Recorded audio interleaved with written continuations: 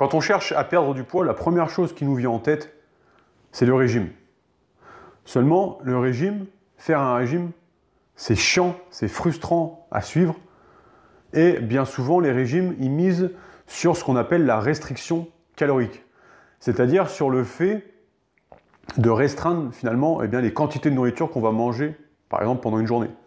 Si on mange, par exemple, 2500 calories par jour, le but d'une restriction calorique, ça va être de consommer, par exemple, 2000 calories à la place des 2500. Et ces 500 calories qu'on ne va pas consommer, c'est ce qui va nous permettre, sur le long terme, de perdre du poids. Le problème avec ça, c'est qu'on est obligé de se challenger tous les jours parce qu'on est confronté à la faim, finalement. Au fait d'avoir faim parce qu'il nous manque ces 500 calories. Et donc, c'est ça qui, finalement, nous use, nous fatigue et devient chiant à suivre tous les jours. Parce que ça, en fait, notre corps et notre cerveau, il n'en a pas envie. On n'a pas envie de devoir se challenger tous les jours pour restreindre son alimentation alors qu'on a faim. On a faim, on a de la nourriture devant nous, on la mange, on a envie de manger. Et en plus, on a gardé dans notre ADN, dans nos gènes, des informations qui permettent au corps, à partir du moment où il restreint justement son alimentation, de stocker un maximum de nourriture. Et ça, on a gardé ça quand on vivait encore en mode survie, quand on chassait et qu'on cueillait, il y a des milliers d'années. Et voilà, on a gardé ça pour pouvoir survivre, pour pouvoir stocker le maximum de calories et pouvoir survivre. Et c'est comme ça qu'au bout d'un moment, quand on répète cette restriction calorique pendant un certain temps, le corps se met en mode survie et il stoppe ou il limite sa perte de poids. Et c'est pour ça que la plupart des études, des régimes qui sont à restriction calorique, sont estimés seulement sur l'espace de 3 mois, puisque tout simplement au-delà de 3 mois, le corps ne perd plus de poids. Quand on cherche à perdre du poids, le mieux n'est pas de chercher à perdre du poids justement, à suivre ou même à suivre un régime, mais le mieux c'est de chercher à faire un changement alimentaire, à changer ses habitudes quotidiennes pour en apporter des meilleures, ce qui va nous amener à perdre du poids. Et ce qui sera beaucoup plus simple et beaucoup moins chiant à suivre qu'un régime. Parce qu'en plus, il faut savoir qu'aujourd'hui, c'est pas parce qu'on suit un régime et qu'on perd du poids qu'on va être en meilleure santé. Il y a aujourd'hui des personnes qui perdent du poids grâce à certains régimes miracles, qu'on peut appeler miracles, mais qui finalement ne sont pas si miracles que ça, puisque ces personnes-là sont en moins bonne santé une fois qu'elles sont minces, qu'elles l'étaient quand elles étaient en surpoids, puisqu'ils ont utilisé des techniques qui ne sont pas du tout naturelles et que pas du tout le corps ne devrait recevoir.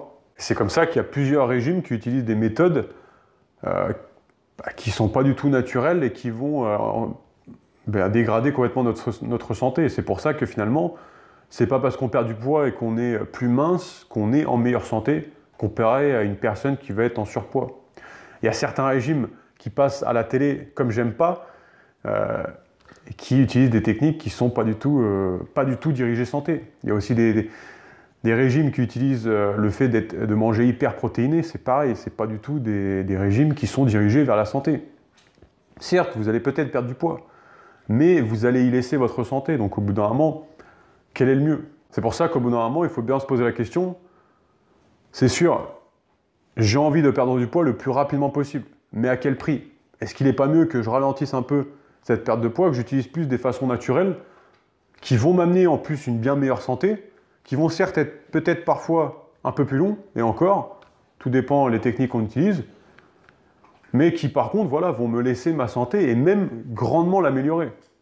Comparé à des régimes qui me promettent de perdre du poids, qui promettent de perdre par exemple 15 kilos en une semaine, mais qui sont par contre pas du tout alliés à une bonne santé, et qui vont complètement finalement abîmer ma santé. Aujourd'hui, il est tout à fait possible de perdre du poids sans se priver, à partir du moment où on part dans l'ambition de mieux manger et d'avoir une meilleure santé. Puisqu'aujourd'hui, on peut manger sainement en se faisant plaisir. Et quand on part dans cette ambition-là, ça devient beaucoup plus facile de chercher à perdre du poids, puisque on a accès aux informations qui nous permettent de savoir qu'une bonne alimentation, ce qu'elle nous apporte, et qu'à l'inverse, une mauvaise alimentation nous apporte ceci, cela. Une fois qu'on a la connaissance, qu'on sait comment faire, ça devient beaucoup plus simple de mieux manger et par la suite de maigrir sans se priver. C'est pour ça qu'aujourd'hui, il est bien plus intéressant de chercher à changer ses habitudes quotidiennes alimentaires plutôt que de chercher un régime qui finalement, on a très peu de chances que ça fonctionne. Peut-être qu'on va perdre quelques kilos, mais il va falloir se challenger tous les jours pour suivre ce régime.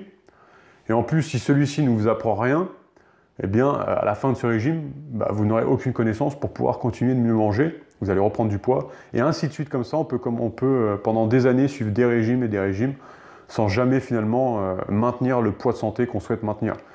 Ce qui ne va pas du tout être le cas quand on change ses habitudes alimentaires, puisque quand on opte pour des meilleures habitudes, déjà ce sont des habitudes, c'est ancré dans notre quotidien, donc ça demande beaucoup moins d'efforts que de suivre un régime, mais en plus, de meilleures habitudes alimentaires nous amènent forcément à une meilleure santé et un poids qui nous convient, puisque forcément si on mange sainement, on perd le poids qu'on souhaite perdre, mais en plus on le maintient.